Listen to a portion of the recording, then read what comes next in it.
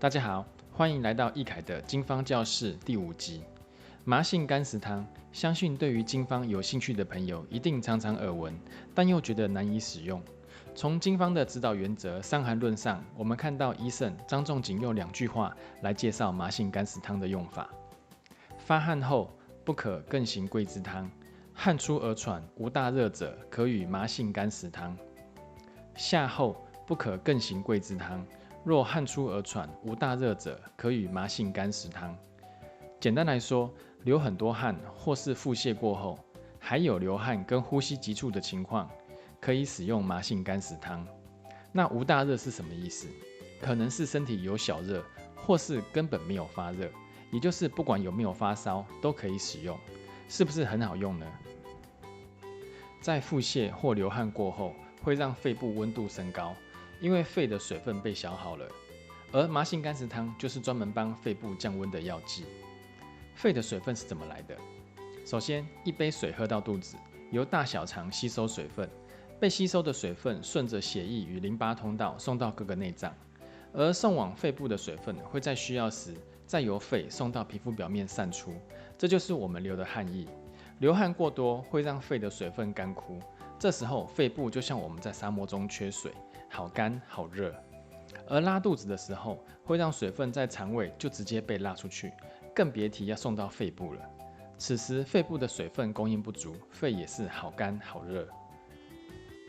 而麻杏甘石汤专门治疗肺部的干烧情况，麻黄加甘草能够在肺部插上一根吸管，让肺的呼吸顺畅，呼吸急促也随之而消。用杏仁可以滋润肺部的干热，也帮忙抑制麻黄的发散作用。石膏就是含水硫酸钙，可以食用的那一种，让肺部快速降温。我们知道人体细胞都有工作的最佳温度，若温度太高，会让细胞修复的速度下降，所以用石膏来清除肺热。熟悉中药性味的朋友，会不会觉得石膏性寒，能抑制麻黄的发汗作用？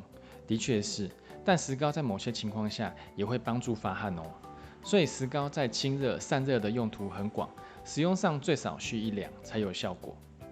中医常说肺跟大肠是表里的关系，也就是说肺跟大肠是好朋友，会互相影响的。听起来很奇怪，可是近来肿瘤学杂志发现，肺部的菌种与大肠的菌种是能够互相影响，甚至互相对话。也就是说，大肠的菌种健康，肺的细菌就健康；反之，大肠不健康，肺也不会太好。所以临床上肺出现问题，有时我们会治疗大肠，大肠不健康也会从肺来下手。那我们平时该如何应用麻杏甘石汤呢？最常见的就是咳嗽，尤其是肺热造成的咳嗽。那我们怎么知道咳嗽是肺热造成的呢？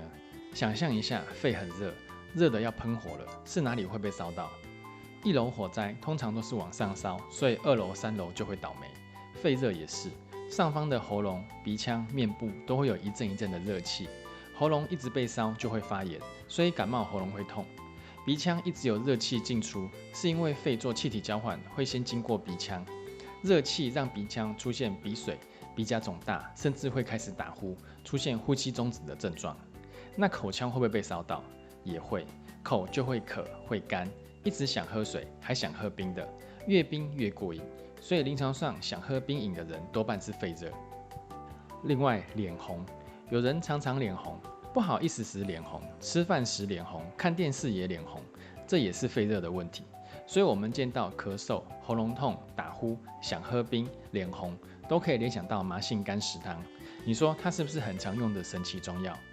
关于麻杏甘石汤，各位有用过吗？效果如何？欢迎留言分享哦。